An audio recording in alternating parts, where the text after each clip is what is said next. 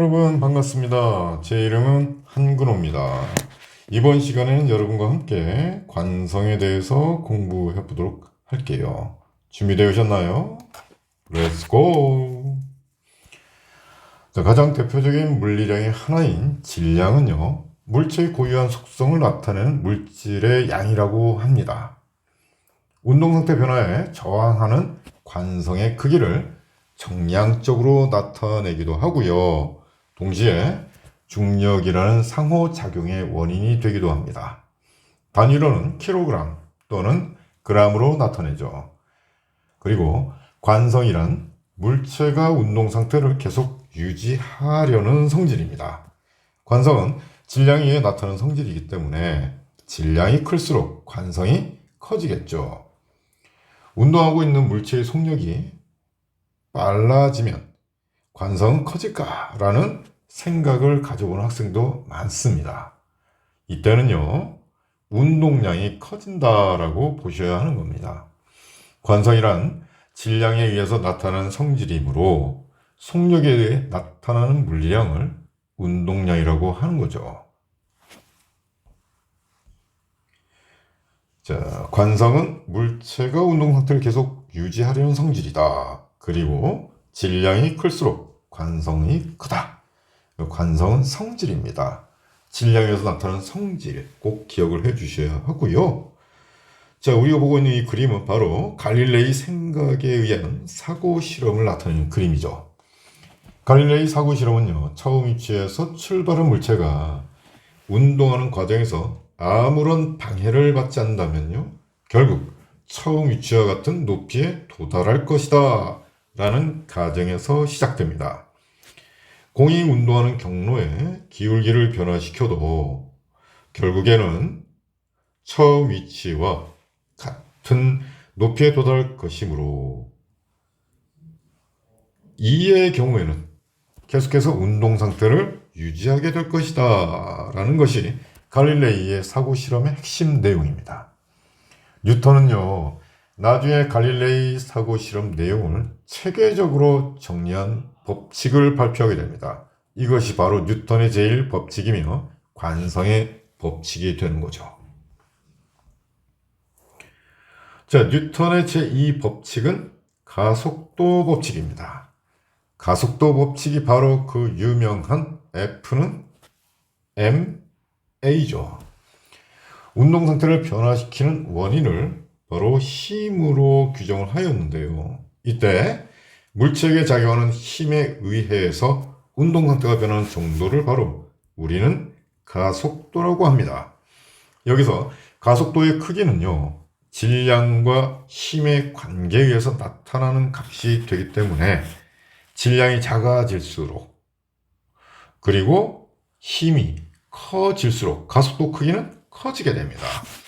따라서 이를 정리해보면 가속도란 것은 힘이 커질수록 그리고 질량이 작아질수록 가속도의 크기는 커진다라는 식으로 정리할 수 있고, 이것을 다시 정리해보면 그 유명한 F는 ma라는 뉴턴의 제2법칙이 만들어지게 된 것입니다. 자, 물체에 작용하는 힘이 여러 개인 경우에는 어떻게 할까요? 이런 경우에는요, 하나의 힘으로 만들어야 합니다. 이 과정을 힘의 합성이라고 하죠. 힘의 합성에 의해서 나타나는 하나의 힘을 바로 우리는 알짜 힘이다 라고 표현하게 되는 겁니다. 자, 이 알짜 힘은요, 뉴턴의 제2법칙에서 다루는 힘이 바로 곧 알짜 힘이다 라는 것이고요. 여러 개의 힘을 합성하는 과정은 생각보다 간단하지 않습니다. 이유는 힘은 방향을 이렇게 고려해야 하기 때문이죠. 이렇게 방향을 포함하고 있는 물리량을 우리는 바로 벡터라고 합니다. 벡터의 계산 방법은 숫자 계산과는 다른 방법이기 때문에 차원 분해를 이용해서 계산을 하게 되는 것이죠. 자, 주어진 그림을 통해서 가속도 법칙을 이용해서 한번 이 물체의 가속도 크기를 구해 보도록 하겠습니다.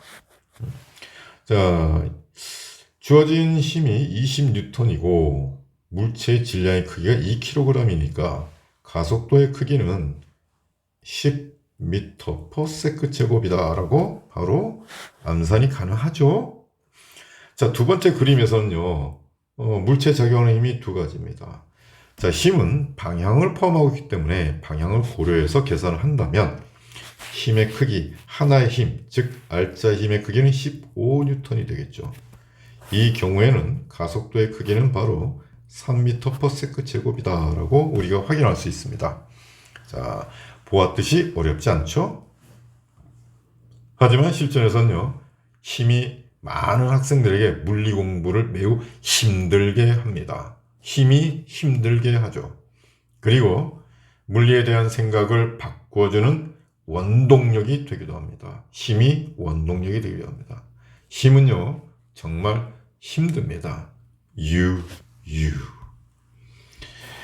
자, 마지막으로 주어진 질문을 이용해서 우리가 지금까지 배운 관성에 대해 확인해 보도록 할게요. 자, 질량이 커지면 관성도 커진다. 배운 내용 맞죠? 물체에 작용하는 힘이 없으면 관성도 없다. 관성이란 것은 질량에 의해서 나타나는 성질이기 때문에 힘과는 관계가 없죠. 따라서 틀린 내용이다. 자, 속력이 증가할수록 관성도 커진다. 관성은 질량에 의해서 나타나는 현상이죠. 그러므로 속력이 증가할수록 무엇이 커진다? 운동량이 커진다 라고 표현하는 게 올바른 표현입니다. 따라서 아니고, 자, 관성이 크다라고 하는 것은 운동 상태를 유지시키는 능력이죠. 따라서 운동 상태를 변화시키기 어렵다. 맞는 내용입니다. 자, 버스가 출발할 때 몸이 뒤로 쏠리는 현상도 관성이다. 자, 누가 출발해요? 버스가 출발하지. 내 몸이 출발하나요? 내 몸이 출발하지 않죠. 따라서 내 몸은 계속 정지하려고 하니까 쏠리는 현상이 나타날 수밖에 없죠.